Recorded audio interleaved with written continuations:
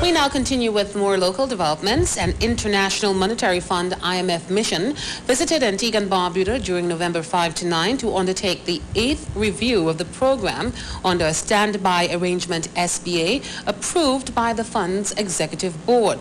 Led by Jeffrey Bannister, the mission held meetings with the Ministry of Finance, or the Minister of Finance, the Honorable Harold Lovell, senior officials of the Ministry of Finance, members of the Task Force on the Citizenship by Investment Program, the Financial Services Regulatory Commission, representatives of statutory bodies, and the local business community.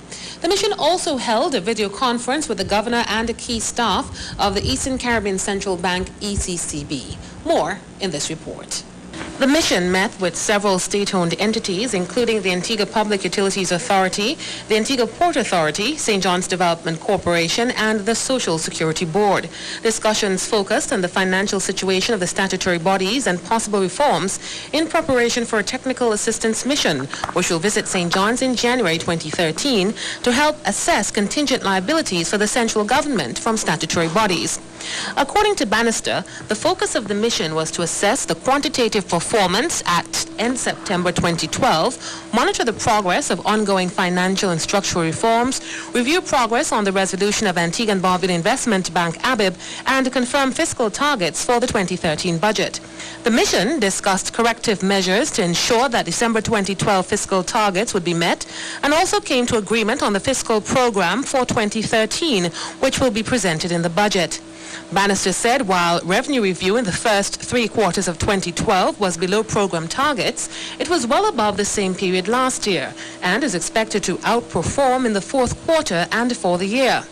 Expenditure in the first 3 quarters of the year was within program targets. He added that although there have been delays, progress has been made in the financial and structural reform agenda. The mission overlapped with a technical assistance mission for revenue administration that pointed to good progress in inland revenue, as well as increasing traction in customs, although at a slower pace.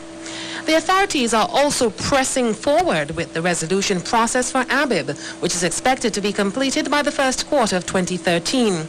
Structural benchmarks were completed, including evaluation compliance audit on petroleum imports and increased compliance of state-owned enterprises with their tax obligations.